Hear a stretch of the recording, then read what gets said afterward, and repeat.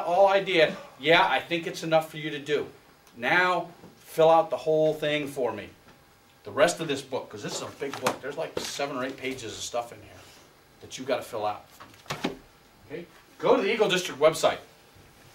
Unabashedly advertising the Eagle District website, www.eagledistrictbsa.adm.com. Go to that website. There's a link. It's called the Trail to Eagle Scout resource page. There's a gentleman in this room whose name is Mr. Joel Albert, who has spent a lot of time and effort putting that page together.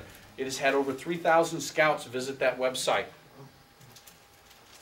Scouts from all over the United States have visited that website to get information because there is very good information there. And Egypt. And Egypt! Yes. Is the BSA in Egypt? Yes, it is. It's a direct support, not direct support council. Direct service council. Okay, so the pyramids were an Eagle Scout. Yes. Yes, they were. They're going to put the nose back on the Sphinx. Okay. Use the Eagle Project Workbook. There's one of these that's in there. You can print a copy that you can write on it, just a scan of this, or you can print a Microsoft Word version of this that you can sit in a computer and you can type all day long and just continue to add space. I highly recommend that. Do you have to type it? No. I have had handwritten ones. I've had ones come in with mold and mildew on them. I'm pretty easygoing. But it looks a lot nicer and it's a lot easier to make changes if you're doing it on the computer, because you're probably going to have to make some changes. It's available in Microsoft Word.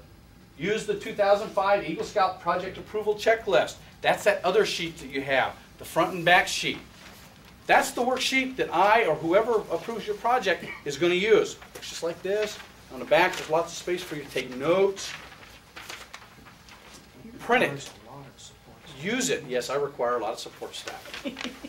Use it, because I am going to go down this checklist. Everybody who approves projects is going to go down this checklist.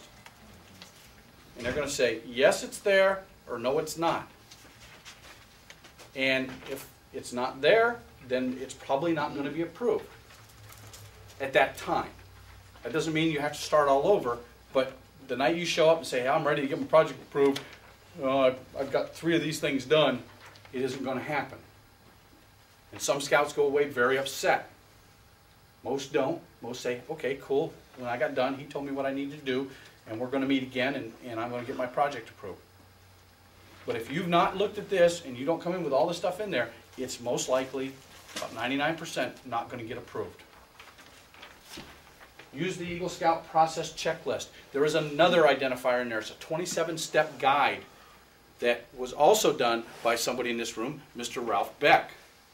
Put it together, and it's a guide of getting from life to Eagle. And it's just another helpful guide that you can look at and say, oh, this is what I need to do. Oh, this is what I need to do. Okay? There's a lot of adults that are putting a lot of work out there to make your job easier, to make it not a mystery. And if you don't go get this stuff, guess what, guys? It's a mystery. I've got a book. What do I do? We don't want it to be a mystery. That's why this stuff is out on the net. Develop your project details using a project approval checklist to ensure you cover everything. This is a checklist I'm going to use. If you can't answer yes, then your details are not complete. And last, something I tell every scout when I send them home and say, come back and see me next month or later this month. Every time I tell them, take it out, take it to a friend, a senior scout. Don't take it to the nearest tenderfoot scout. Say, read this, can you do it? Take it to a life scout or 16 or 17-year-old scout and say, look at this. Using my plans, can you build this project? And if he says, no, I have questions, write down his questions. And get the answers to his questions and put them in your write-up. And if you can answer all his questions, then you can probably answer all my questions, because he's going to look at it the same way. Don't pick your best buddy that's going to say, yeah, it looks good to me, and not read it. Pick the kid that's going to look at it and say, yeah, I can do it, but I don't understand this, or I don't understand this part of your plans. Think about who you're picking. Don't pick your best buddy. Pick the guy that's going to give you a fair evaluation, because he is at your level, and he understands what you understand. And he's going to have questions that you're going to have when you start your project. Next slide. Now, details. I said